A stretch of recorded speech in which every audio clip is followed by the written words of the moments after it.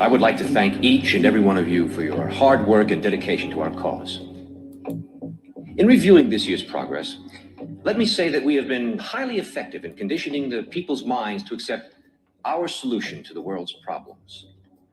The energy crisis here in the United States was exceptionally successful worldwide, and we expect similar success with our upcoming food shortage. Our labor leaders have made great progress by causing confusion and work stoppages in all areas of the world.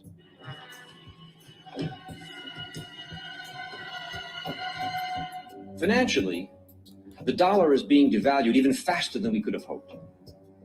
Politically, the public has lost total confidence in any form of government. The threat of universal war is a daily possibility.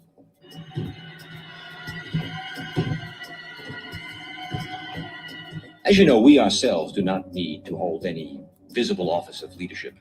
As a matter of fact, it's better that we do not. We control the finances, news media, food, transportation, energy. We control everything. It is important that you, as world leaders, keep our program before your countrymen. With our World Bank and computer program operation, we now have the capacity to control the financial affairs of every human being on Earth, giving each person his own computer number. Anytime his number is used, we would know his financial situation at once. He could not buy or sell anything without his computer number. It will simplify their lifestyles tremendously. The end result will be a one-world monetary and government system that we alone will control. Yes. What about the people who forget their number or their cards are lost or stolen? We've made provisions for that. By using this laser imprinter, we can painlessly and permanently affix the person's number to the back of his hand or his forehead if he so desires. The numbers would be easily read by this new ultraviolet scanning equipment. For the purposes of demonstration, I've had such a number imprinted on myself. Once this number is imprinted, it cannot be lost nor can it be changed. Now, are there any questions? What about the individuals who refuse to have this number implantation? We expect some minor resistance, especially from highly motivated religious groups. But eventually, hunger will cause even the most zealous to conform to our program. Gentlemen, I believe that within a year, 2 at the most, our one world government will be a reality. If we continue on our present course, it is my opinion that we could present the devil himself as a world leader, the people would accept him.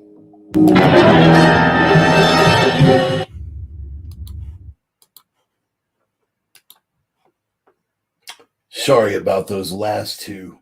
You could see where it's real easy to get them confused. You guys starting to be on to what's going on yet? The opinions expressed by the Reverend are his own and no one else's on the planet. Not friends, not foes, not supporters, not detractors, not sponsors, and certainly not employers. They have been adjudicated thought crime in all jurisdictions. Consider yourself warned. They're coming from the heart. They're guided by the mind, and they are guaranteed to choke you with a big, fat dose of the truth cock. Boys and girls, it is time once again for the Sunday sermon. Been an interesting week, don't you think? A lot of good stuff going on, and we're going to get into all of it. In for the drum roll. Little kick in the teeth right out of the starting gate. I think we have resolved the internet connectivity problem. I'm hoping for the best. Quick little roll call. We'll see who's on board.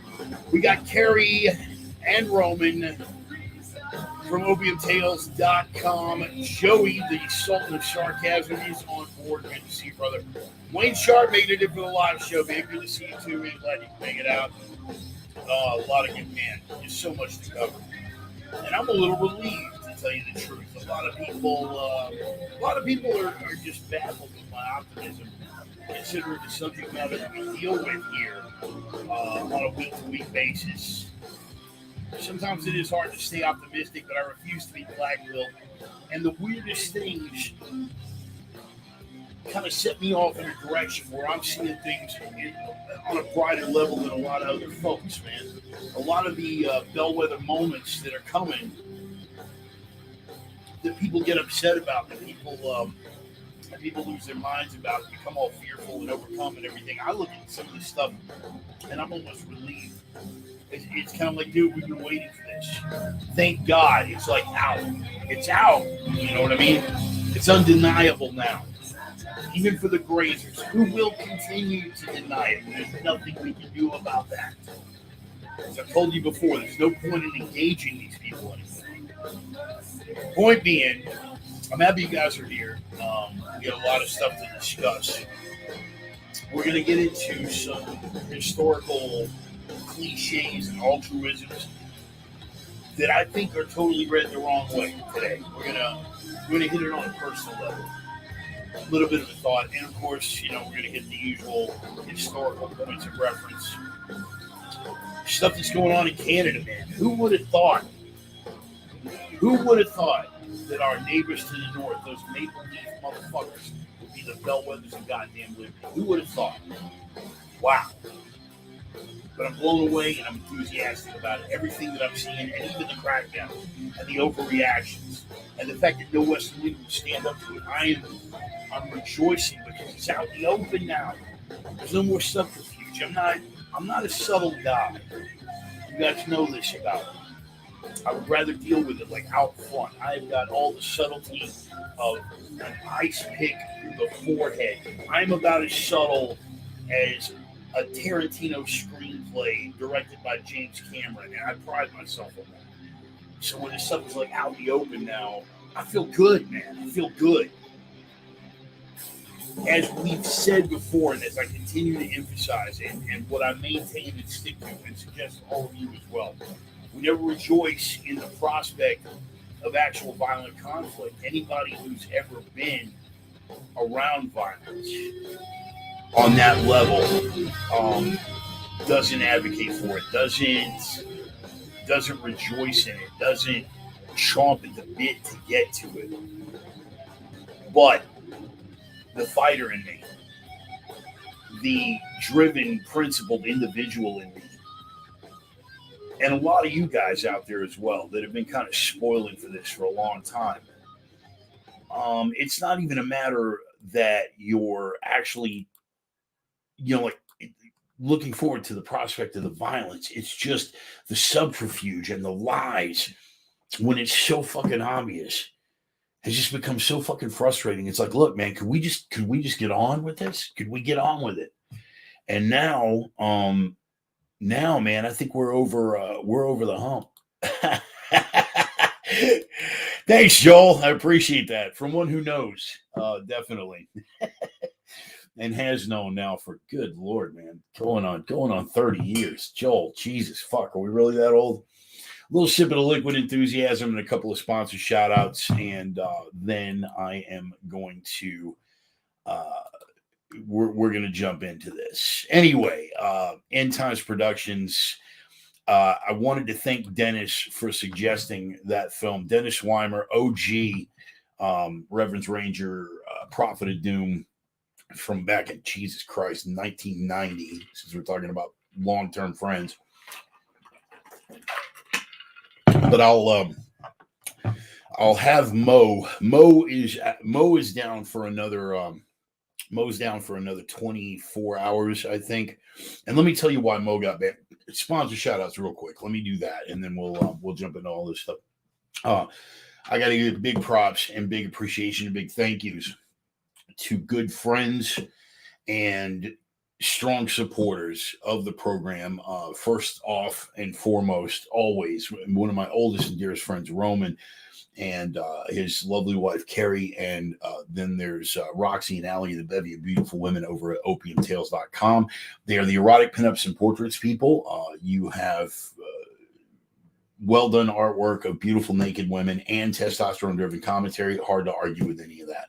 And as I stated before, Roman is one of my oldest and dearest friends.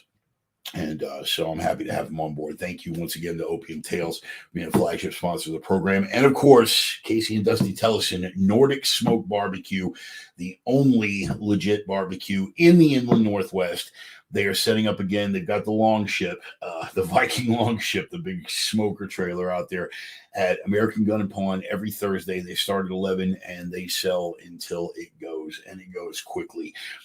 I've stated this before. The part of Spokane that they're in and the nature of the line, like around the block, you would think it was a pill mill doctor, but it's not. Just look for the pawn shop sign and look for that big smoker truck. But the people have pretty much the same look. They're just sort of rocking and jonesing for their fix as well. They should be. Nordic Smoke Barbecue, only legit barbecue in the Inland Northwest. Go check them out, especially if you're in the Spokane area. So let me tell you why Mo is on a ban right now. He was on a thread. I'm still down for another. I think I've got another maybe 16 to 18 days that I'm going to be in Facebook jail and I'll be off that format. Mo's got about another 24 hours, I think. I was chatting with him online earlier, still on Messenger. And honestly, he runs hot and cold, man. He really doesn't want to be, he really doesn't want to be in the limelight. But he has stepped up. Moses, I appreciate you, and you already know this. But the reason he got kicked down was Dennis was doing a thread. And it was something about grammatical errors that just annoyed the shit out of everybody. And Mo posted a graphic, and I'm going to post that graphic for you. I've got it here about grammar Nazis. And this was the graphic right here. Grammatik macht frei. Grammar will make you free. Now it's obvious what this is a reference to. It's a reference to the gates of Auschwitz. Work makes you free, but it's amusing. But this graphic that you're looking at right here, which is clearly a joke, which is clearly a fucking humorous reference to grammar Nazis, got Mo banned for a week for advocacy of hate speech and violent extremist groups. I'm not even making that up. Now, if you could actually talk, first of all, if Facebook or any big tech company were truly objective and they had any real human beings to talk to, you'd be able to post an objection to that ban and just be like, hey, look, man, come on. This is you're being fucking ridiculous. Clearly it was a reference to grammar Nazis and not real Nazis. And you guys don't really take a joke very well, but there's nobody. And they're still, as they have been since the start of this thing. Typically, we would love to review these objections to our bans, but because of COVID-19, we don't have enough people to go over all these things, so we really can't get to it. So you're just going to have to live with the fucking fucked up decision, and you don't have any recourse. Yada, yada. Let me clear up one misconception. We're not under heavy dictatorial control at this point. If we were, you and I would not be having this discussion through the format that we are. It is clear, however, where they're headed. Everybody knows where they're headed, where they've been headed for a while. Everybody knows where the bias is. Nothing made me happier than getting to see Tim Pool years ago on the Joe Rogan podcast call out Jack Boots Dorsey from Twitter, and basically just got to tell him to his face, look, motherfucker, look what you're doing. This is what leftist groups can get away with. This is the standard, the ridiculous standard to which you hold people of a conservative political bent.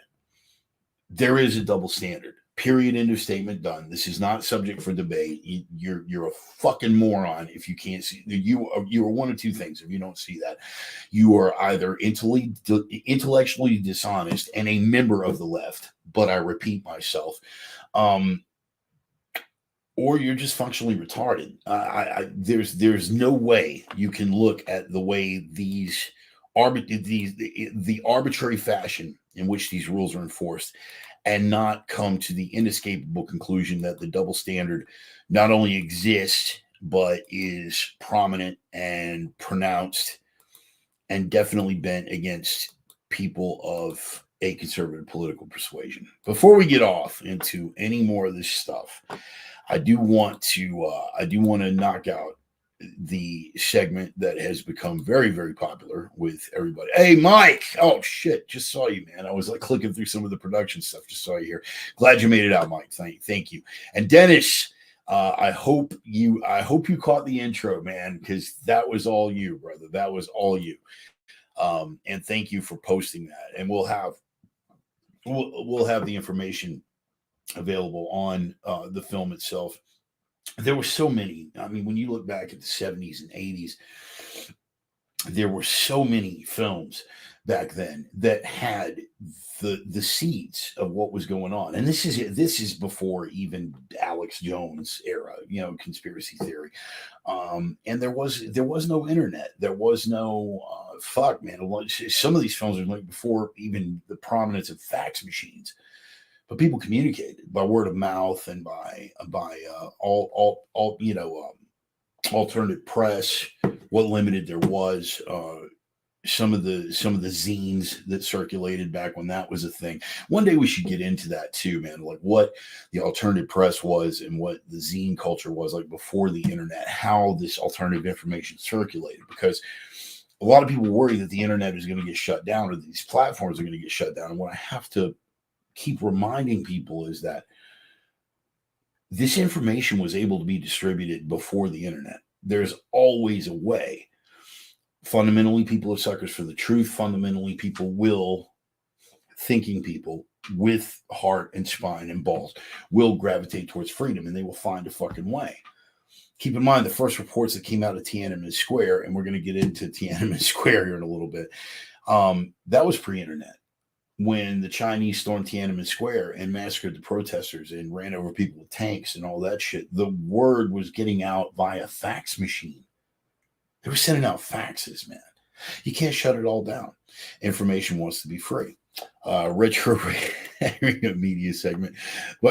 And you also, yeah, we'll have to go all the way back to 8-bit. Yeah, keeping me on my toes there, Dennis. Speaking of, I do want to, let me click on that and the soundbar screen and banners. Here we go. Yes, we are going to go down another one of those world famous Ryan's Rabbit Hole segments. Big round of applause. Ryan's Rabbit Hole. Very popular segment, man. You guys that know, if you know, you know. Ryan's Rabbit Hole, when we're talking about Ryan, we're talking about Ryan Jenkins, who is my brother in every sense of the word. He is the guy that opened the door for me to get into operating cranes and change my life and set me on this path, part of which is expressed in this very program. And every week we do the Ryan's Rabbit Hole segment. For those of you who are new here, we do the Ryan's Rabbit Hole segment where sometimes we go historical, sometimes we go philosophical, sometimes we go conspiratorial. Today is one of those esoteric weird ones. It is a particular missing persons case, Granger Taylor. And since we're going to get into some dark and spooky stuff, I figured this was the appropriate rabbit hole to go down. But way back in 1980, on November the 29th, a fellow by the name of Granger Taylor literally disappeared into thin fucking air. Now, he left only one letter behind. And that letter reads, and I'm reading from the actual picture of the script here: "Dear mother and father, I have gone away to walk aboard an alien spaceship." Okay. As recurring dreams assured 62-month interstellar voyage to explore the vast universe, then return. I'm leaving behind all my possessions to you, as I will no longer require the use of any. Please use the instructions in my will as a guide to help. Love, Granger. Well, Granger Taylor was never seen again after that. And literally no one has any fucking idea. The body was never found.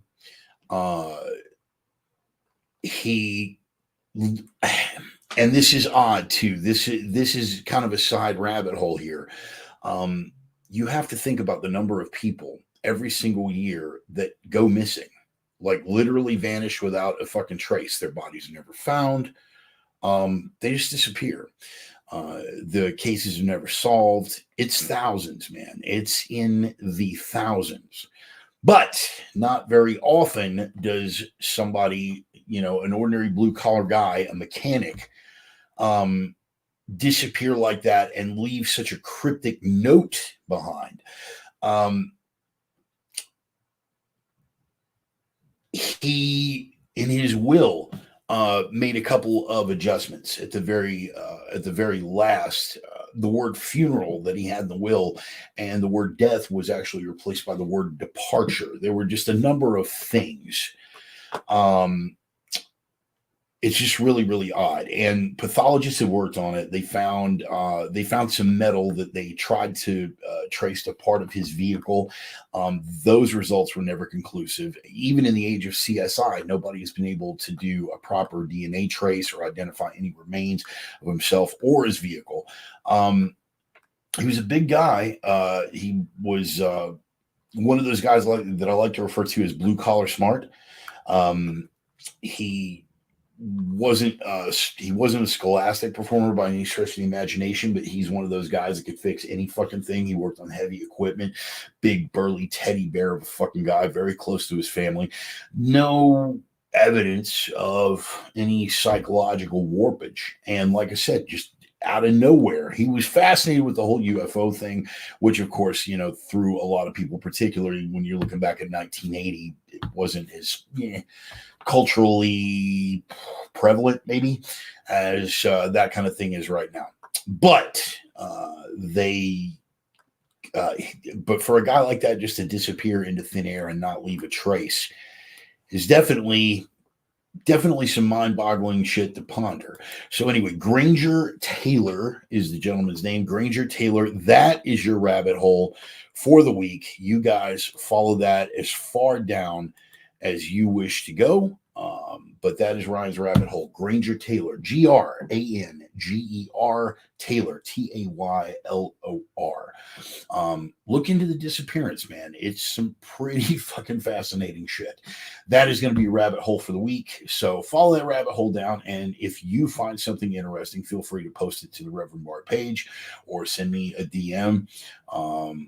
And just kind of let me know. It's like, hey, man, thanks for sending me down that. That's some really freaky shit. And it kind of spun me up for a few days. If that's all that we get out of it, we're totally going to call that a win.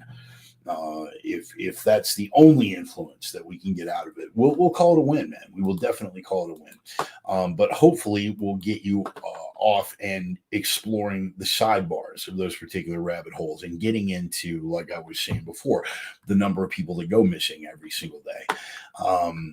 Or every single year, rather, not just in the United States, but worldwide. Thousands of people just vanish, just gone. No bones, no bodies, no trace, no nothing. Gone. But Granger Taylor, there's your rabbit hole. Ryan's rabbit hole for the week, Granger Taylor. So you guys follow that down as far as you wish to go. So the naked face of tyranny, it's here. It's here. And the pretense is dropping, which is also refreshing to see, because you got all these people that will hide behind this and hide behind that and try to tell you that things are, really, there's still people to this day that are insisting this has all been about public health. From the very fucking beginning, it has never been about control. It has never been about seizing power. It has never been about anything but public health. The governments of the world have nothing but your best interests in mind. They are looking out for you. They are trying to save your life. I have had so many otherwise intelligent people tell me that with a straight face. Oh, the government is really doing their job, man. They're looking out for the health of the people. And now that it's all fallen apart and the narrative's collapsing, and we've been going over that over the past couple of weeks, the masks, pardon the pun, are coming off, and there's no longer any pretense. Here was a headline from The Atlantic. Mask mandates are illogical. So what? So that's the fallback now. They have been insisting that, no, man, mask mandates, they actually help. No, they do. They help follow the science. And then when the CDC finally comes out and admits that they're not fucking working, And when governments around the world start dropping them, not because the science changed, but because the polls did, let's be abundantly clear on that. Now the masks come off and they just admit they've known this all along. This is who they are. They have known deep down in their heart of hearts that we were correct, that it was about control, but they didn't care. Because, and this is the left, without exception, this is the left. They didn't care because their team was in charge. And as long as their team's in charge, man, Katie bar the fucking door. Nobody cares. They don't care. They wouldn't know a principled argument if it bit them in the ass. Now, you guys who have known me pretty much all of my adult life, and there are some of you who are watching right now, and there's some of you who may be catching the replay, and there are some who chat amongst themselves on different social media platforms. You guys have known me my entire fucking adult life. Up until 2016, what was the one thing I tenaciously avoided was sides, right? I was a Ron Paul guy in 2012. I didn't play the team sports, the Republican Democrat thing. I didn't fuck with it. There was no point.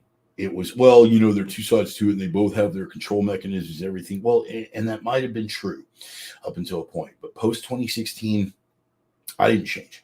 The Overton window shifted. And the left, who I have always insisted, in spite of, you know, my legitimate criticisms of the right, I spent my young adult years fighting the Jesus junkies and the PMRC and music regulation and the fundamentalist Christians who tried to tell me who and how to fuck and who and what music I could listen to. I am a principled anti-authoritarian. I go against that. You don't get to tell me what to think, what to read, what to listen to, what to believe, who and how to fuck. You don't get to do that. And I don't care which team you fucking play for. It may come around again to where arch conservatives start doing the thought control and behavior control and the totalitarian ambitions thing. That may come around again, but we're not there right now. The same people that called themselves the resistance. So fucking laughable in retrospect. I fought the Jesus junkies, the PMRC, all of that through my late teen and early adult years.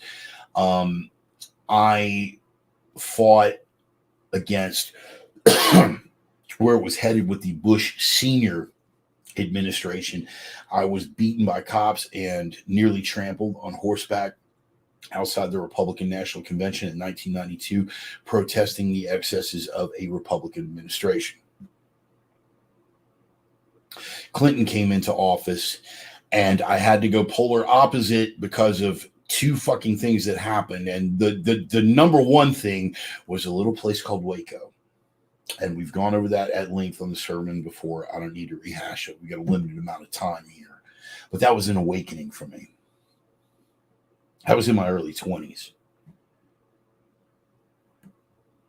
And that was my first exposure to, hey, guess what?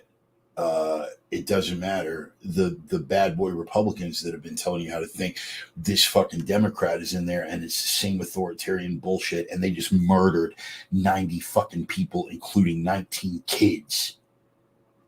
I went to Waco four times while the siege was going on, while it was going on.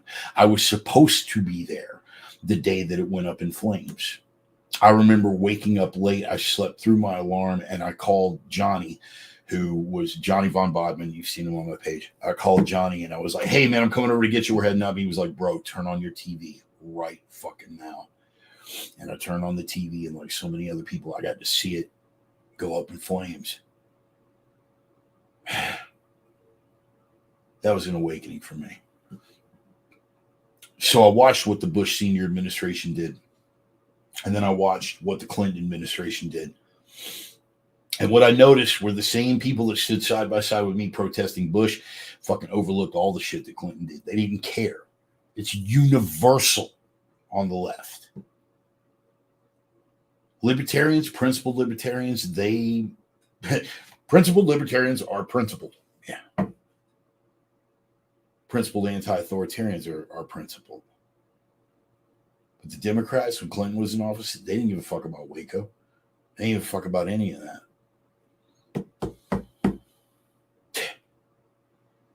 What I will say for the Republicans, for the conservatives, the principled conservatives, was when Ruby Ridge happened under the Bush administration, they did take a stand against it.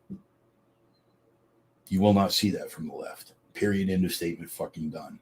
Yeah, well, I got a friend. Shut the fuck up. Liar. You won't see it. You're unprincipled people. You're not serious. And you don't belong in my life anymore.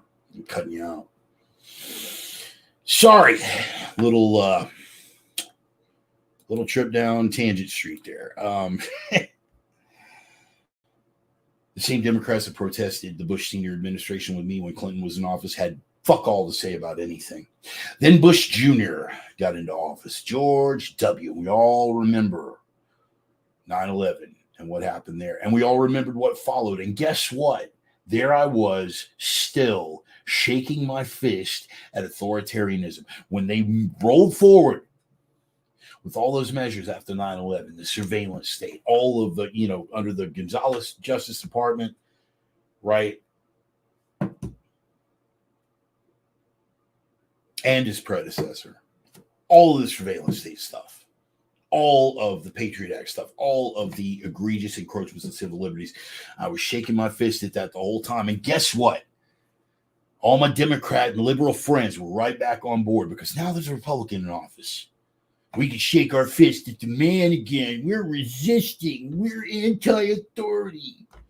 You lying, disingenuous fucks. Because what happened? For 8 years, I stood screaming against the surveillance state and all the overreaches of the Bush Jr. administration, George W. Bush administration. I stood screaming at that. And what happened the minute Obama gets into office? The mulatto messiah.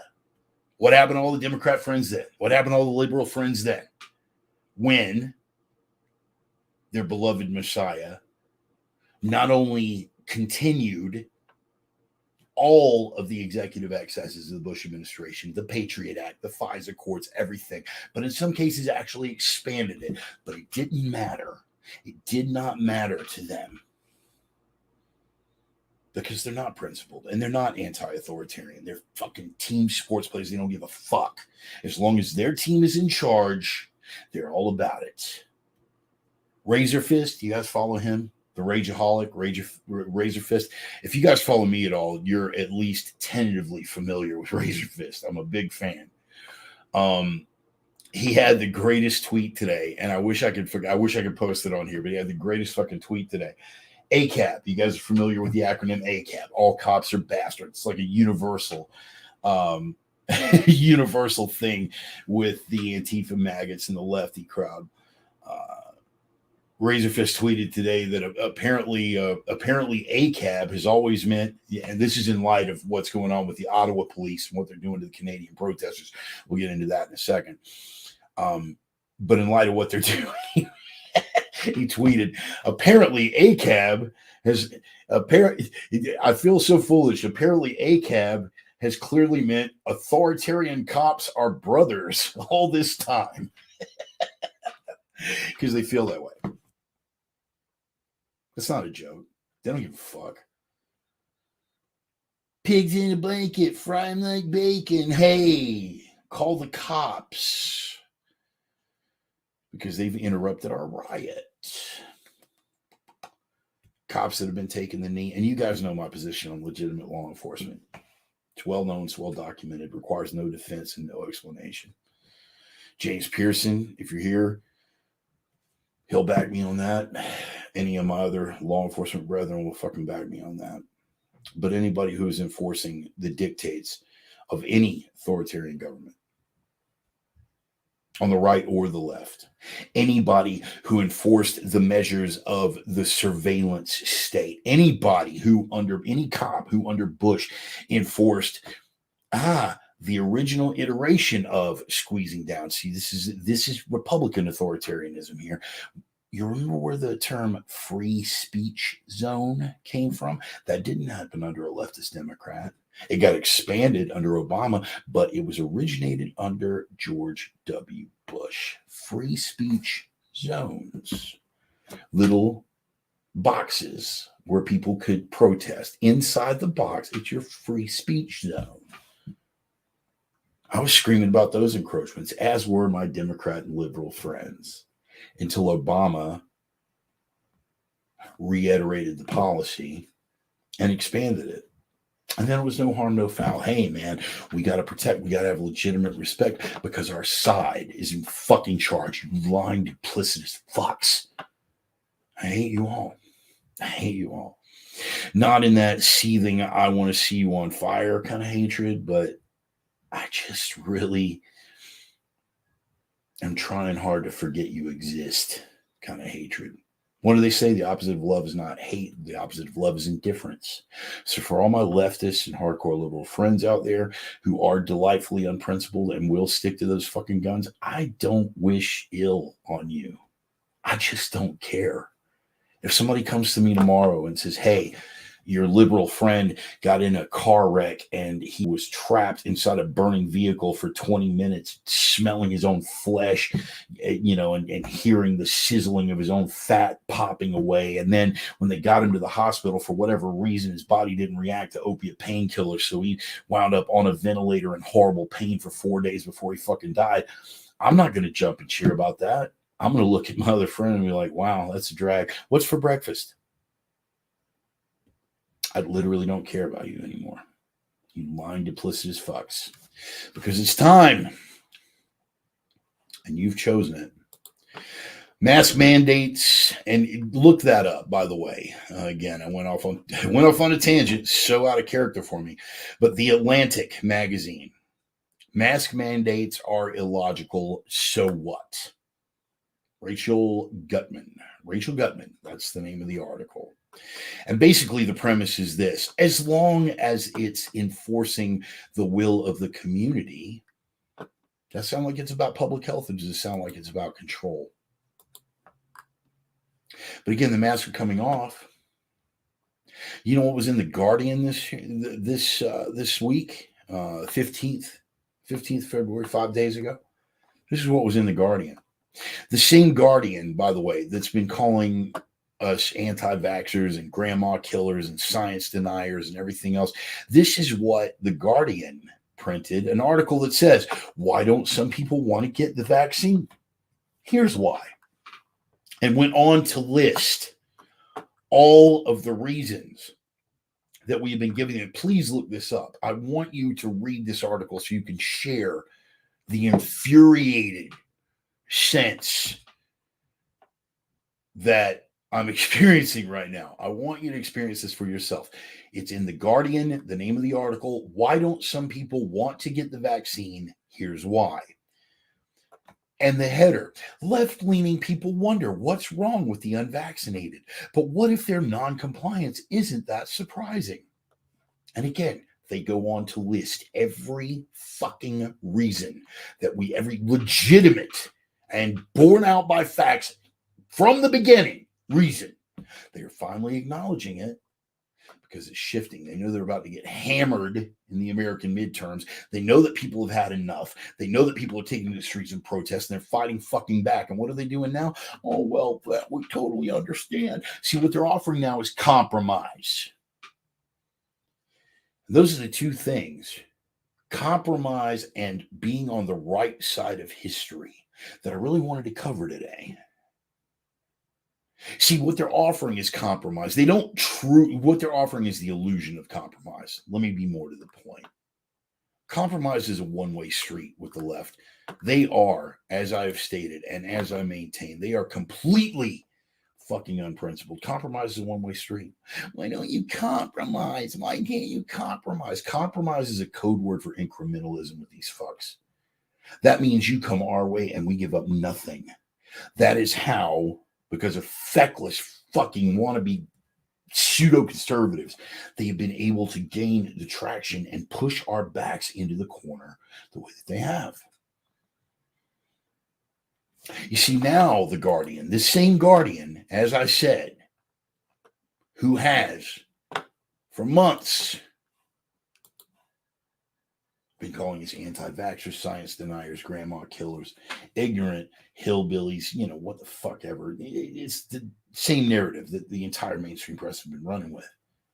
Now that they realize that people are pushing back, it's like, oh, well, we better act like we're going to compromise. It's the only thing they respond to. In the same way that the only thing that Antifa maggots or Islamic fundamentalists respond to. The big three. Come on, guys, say it with me. Fear, pain, force. It's the only thing they fucking respect. So now that they're starting to get pushback, finally, yeah, you guys have been reasonable. We have been saying the exact same thing. We have never wavered. That is their compromise. You want to hear about compromise? You want to hear what their idea of compromise is? Here's what it looks like in Ottawa. Ottawa police chief. So now that they've said we need everybody to go home, and they didn't do it, and Trudeau comes with the emergency powers. You remember when 9/11 happened and we were assured that none of the anti-terror measures would ever be used against freedom-loving citizens? If you think Biden is above doing exactly what Trudeau is doing right now, I would point you to the fact that Biden nor any Western leader, not one, has taken a stand against Trudeau. And these, let's not mince words, these dictatorial powers that he is exercising. These were emergency powers, laws that were sold to us in scarier times as things that would only be used in specific circumstances to protect the safety of the public. And now they're being turned loose on the political enemies of a given class. Welcome once again to the exclusive province of authoritarians, not on the right or the left. Bush Jr., George W., unleashed the Patriot Act on us.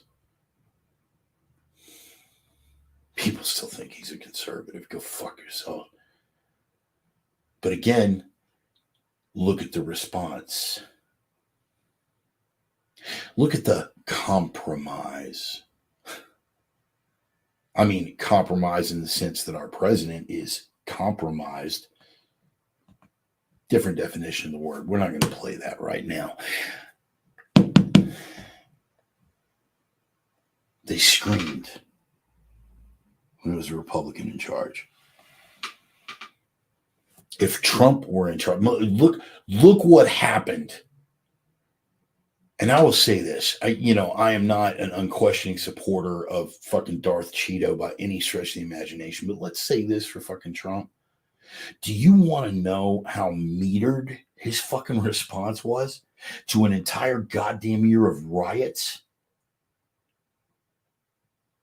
Not once did he invoke the Insurrection Act, even when cities were burning and statues were being pulled down and federal courthouses were being firebombed. In Portland, it went on for months.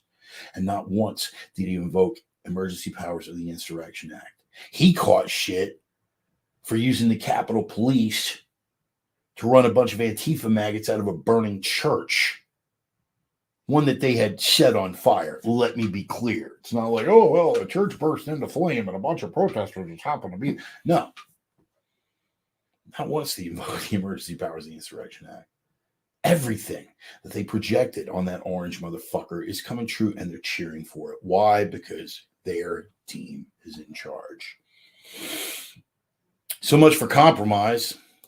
And for the protesters that did want to compromise, let me show you what the Ottawa police think of compromise. The interim police chief, Steve Bell, and this is why I can't confirm this, but I'm going to take a guess because Ottawa's police chief, previous police chief, official police chief, which is why this fuck is the interim police chief.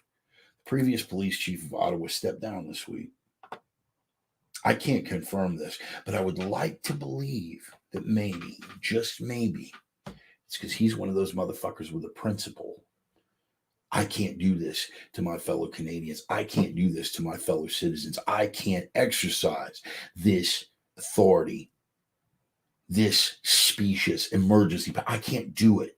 As a matter of conscience, I can't participate in this. I would like to think that was a motivating factor. I could be wrong. I do know that a shit ton of Canadian cops are resigning their posts after what happened in Ottawa. I do know that Trudeau has fucking stepped in it when he sent cops in on horseback. And I'm going to tell you something. As I was saying earlier, when I saw the pictures and the video of what happened with those horses running into the fucking crowd, I took that very fucking personally. That resonated with me because, like I said, me and Johnny, I'm going to be real sad when Johnny passes because he is my last surviving witness to all of my greatest fucking stories. Johnny and I, outside of the Astrodome at the 1992 Republican Convention, protesting, and HPD rode in on fucking horseback, cracking heads. I was in the middle of that. Got smacked up against one of the security fences there by the ass end of a fucking horse. And if I hadn't been quicker on the draw, I would have gotten run down. That's how close I came. I know what it looks like when fucking cops on horseback run into a crowd splitting heads. I know what it looks like. I know what it feels like. Still got a couple of nasty little scars. So when I saw that happen, goddamn right, I took it personally. I felt that shit resonated in me. Took me back to a point that I never wanted to revisit. But I'm encouraged because now it's naked. Now there's no more of that, well, we support free speech, but you've got to compromise. There's that C word again, compromise. You want to know how the Ottawa interim police chief is reacting to compromise? Here's what he had to say. Protesters will be hunted down and punished even if they retreat and go home. If you are involved in this protest, his own words, we will actively look to identify you and follow up with financial sanctions and criminal charges. This investigation will go on for months to come. So even if you leave, the fact that you had the audacity to oppose great leader, we're going to hunt you down. That's their idea of compromise. I've said it before. I will say it again. I will stand by it. These people cannot be compromised or reasoned with. They hate you. They want you locked up or dead. And the one thing that I have been thankful for through this entire pandemic, and especially seeing what is going on now in Ottawa, is that's finally out in the open. I like it. They can't hem and haw anymore. I admire the candor. I admire the honesty and the candor. I find it refreshing when a motherfucker that would love to see me dead comes out and says, you know what, motherfucker, I'd love to see you dead. Because now we know what we're dealing with. You've heard that reference from the quotable Bart. I am down for a debate and a discussion, or I am down for a fight. Just let me know which one I'm showing up for, so I'm dressed appropriately for the occasion. The candor and honesty I find so fucking refreshing. I love it that it's just fucking naked now.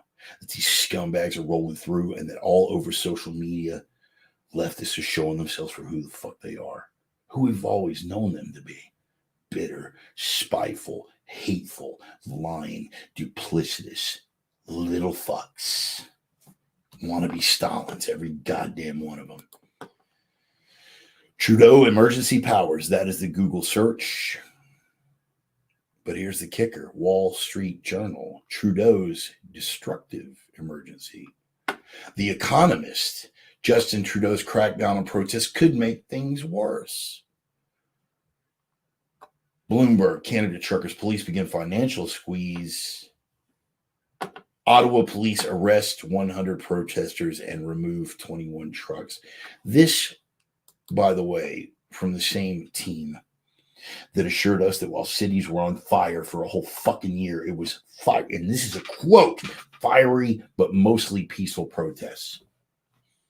That's what they said about riots. Meanwhile, you got truckers honking their horns with bouncy castles for the kids set up in the streets and dance parties going on.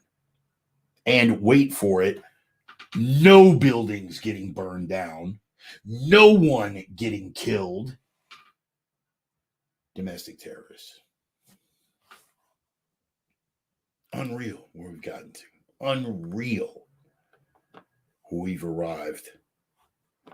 Some of you who are older will remember Tiananmen Square and Tank Man, the picture. You know what? I'm going to come back to that. Compromise. That's what they will insist on. Let me tell you what I think about compromise. Compromise for them, for the left, is always a one-way street. But beyond that, let me explain why I reject. We all know that life is about nuance. You can compromise with yourself on some things. I would like to do this, but I need to do that. I would like to take today off from the gym, but I know it's leg day, and I know I missed leg day last week. Yes, I'm fucking burned out from work. I didn't have enough to eat, but I need to go in and get some fucking work in. And then that becomes a sub-compromise that you make with yourself. Okay, well, I'm not going to do heavy squats, but I'm going to double up on my leg presses. Whatever. Compromise with yourself, that's just a part of life. But compromising with other people, let me tell you why I reject the concept outright. Because what that postulates is that you are convicted in your heart of hearts that you know that you are right, that you can make the case for being right. ODP. There's no my little acronym. Objectively, demonstrably, provably. ODP. Hashtag ODP. Objectively, demonstrably, provably. You can make your case and you know that you are right. But this asshole across the table wants you to compromise. That whole premise is, I know I'm right, but I'm going to give up a little and gravitate towards the side that I know to be wrong just for the sake of getting along. Go the fuck on home with that.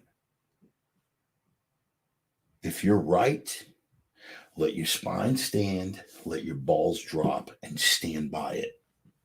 Absolutely, without compromise, without equivocation, without fucking backing down. Because I promise you, these fucking scumbags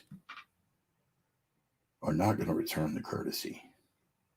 Fuck compromise. Compromise with yourself as you go through life. That is necessary. That is inevitable.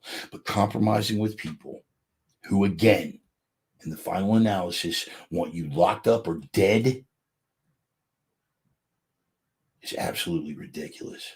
Self-destructive. Suicidal in the final analysis.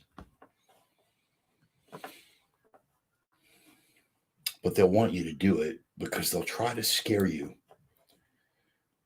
about being on the wrong side of history.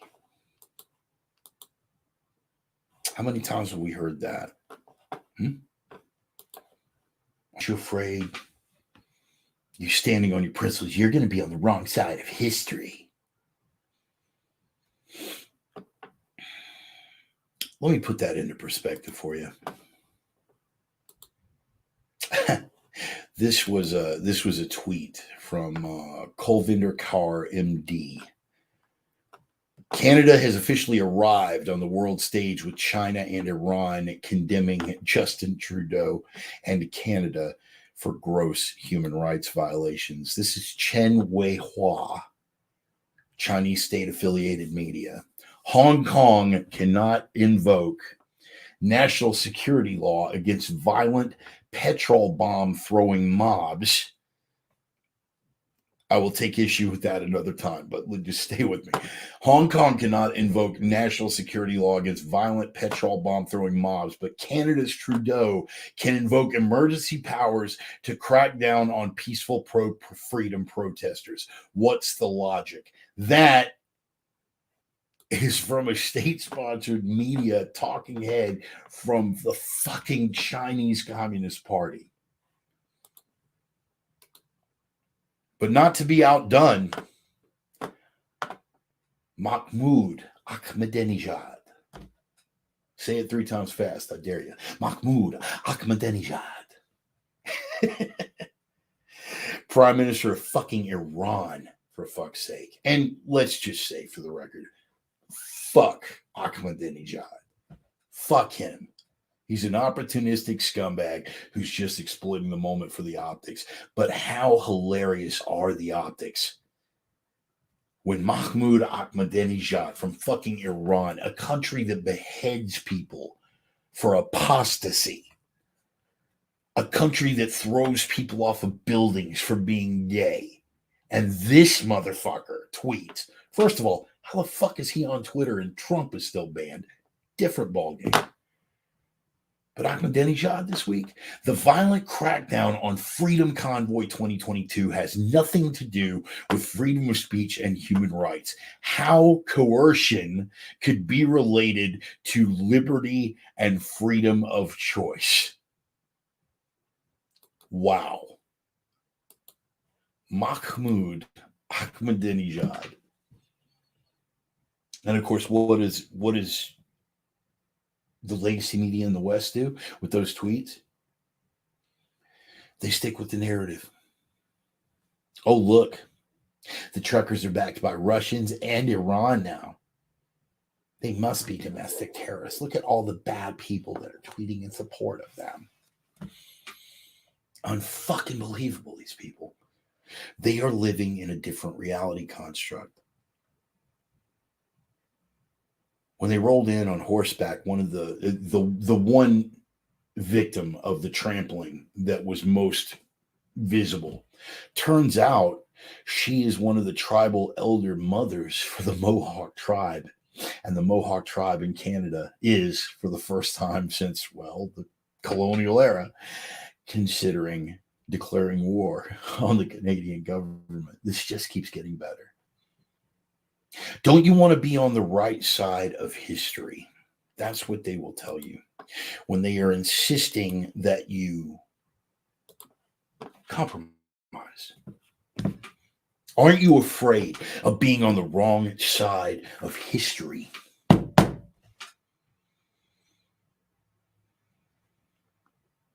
What do we know about history? History is written by the winners, the victors. Those are the people that fucking write history. During the Soviet era, Soviet state-sponsored media would tell you that the Bolsheviks were on the right side of history, that Joseph Stalin was on the right side of history when he starved millions of Ukrainians during the Holodomor. Oddly, while that was going on, Walter Duranty of the New York Times won a fucking Pulitzer Prize for covering for Stalin's ass. Right side of history. Pretty relative, isn't it? You better get with the program. You don't want to be on the wrong side of history. Let me tell you how I feel about it. Let me tell you what the Rev says about that. The Rev says this: for all my prophets of doom and my sinner sisters and my Reverend Rangers out there, this is what the Rev has to say about being on the wrong side of history. I'll gladly be on the wrong side of history if it puts me on the right side of principle. Because as we said before when we were talking about compromise, if you are convicted in your heart of hearts that you are in the right, objectively, demonstrably, provably, And those principles are based in your morality. Your morality. Some would postulate that the other side has a morality. I believe that their morality is like their ethics, 100% situational, but I digress. Fuck being on the right side of history. Be on the right side of your principles. Be on the right side of what is fucking right and righteous and divine for your fellow fucking man.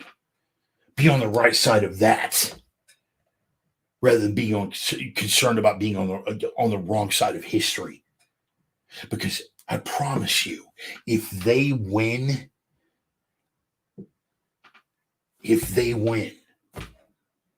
being on the right side of history is going to be cold fucking comfort. When the police state measures that were laid in place under a Republican, the Patriot Act, become manifested by a Democrat or his handlers, since the Democrat in charge right now is a fucking cadaver. When an authoritarian state is running things and your children are tugging at your pants legs going, "Daddy, why does my tummy hurt?" And you know that the answer is because we haven't eaten in 3 days.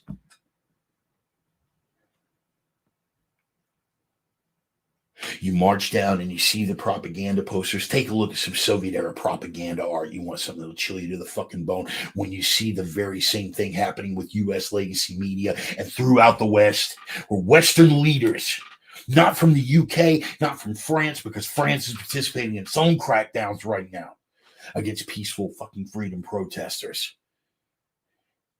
When you got to walk down the streets and see those propaganda posters and you know that it's all a lie, and you know that it's all bullshit, but you can't raise a voice to speak against it because your neighbors might be working for the fucking Stasi, how is that going to feel, being on the right side of history? Is that going to comfort you? If they win, the war on excellence that exists right now, the war on truth that exists right now, you won't be able to speak of a moral or ethical principle besides what is given to you by that totalitarian state. Your thoughts will be controlled. Your children will be raised by the fucking state. Is that going to be of comfort to you? That you were on the right side of history? That you compromised, and therefore you're on the right side of history? Is that going to comfort you through those dark and cold days? Is that going to comfort you, seeing the desperation in your family, in the faces of your fucking children? Is that going to be of comfort to you that you compromised and that you were on the right side of history? No. I tell you what the Rev says. The Rev's going to fall back on rather die on my feet than live on my knees. The Rev is going to fall back on the statements of the founders, flawed though they were, because heroic men have heroic flaws. The Rev is going to stand on fucking principle. The Rev is going to stand on the side of what is right rather than what is going to be on the right side of history. And what is right is the freedom to express oneself, to speak and express freely without interference. All of the values that the West has given us, Western civilization, the sovereignty of the individual, the freedom of the individual to express freely, to prosper or to fail, the sovereignty of the individual. That is where I'm going to stand.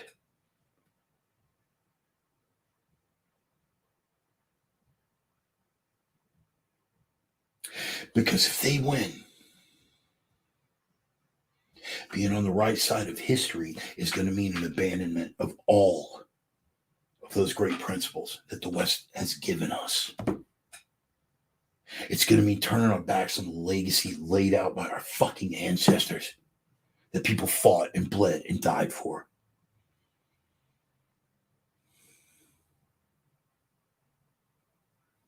But the saving grace is that history is written by the winners. So rather than compromise to be on the right side of history and watch these unprincipled, duplicitous, sanctimonious, lying scumbags fucking win, how about instead we let our balls drop, we put our steel in our spines, we get our blood pumping through our hearts and the thoughts coursing through our minds, and we speak the truth to one another. And we come out on the right side of history because we found the strength to win. Nothing in your life at this juncture could be more important. So live like it. I am the Reverend. That is the gospel. Yeah, bit of a tear. But I'm fired up, people. I'm really, really fucking fired up. Been working a lot this week. This is another one of the full weeks. You guys know, blue collar as they come. Just a crane operator with some opinions at the end of the day. I do throw down a good rant and some fairly mean dick, I've been told. But at the end of the day, I'm just a crane operator with some opinions, man.